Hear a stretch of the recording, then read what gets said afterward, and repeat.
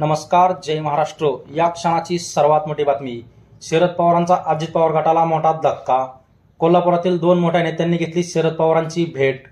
लवकरच अजित पवार गटाला रामराम ठोकत करणार शरद पवार गटात पक्षप्रवेश.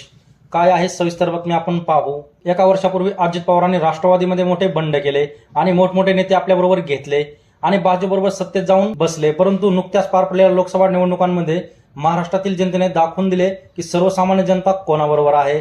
आणि अशातच आता लोकसभा निवडणुकीनंतर अजित पवार गटाला पहिला मोठा धक्का बसलाय. उत्पादक शुल्क विभागानं कारखान्याची डिस्टिलरी सील केल्यानं माजी आमदार के.पी. पाटील यांनी शरद पवारांची भेट घेतली आणि महायुती सोडण्याचे संकेत दिलेत. तसंच कोल्हापूरचे अजित पवारांच्या पक्षाचे जिल्हाध्यक्ष ए.वाय. पाटीलही 2दा शरद पवारांच्या दौऱ्यात सहभागी झालेत. यामुळे 2 नेते अजित पवारांची साथ सोडणार हे स्पष्ट झाले.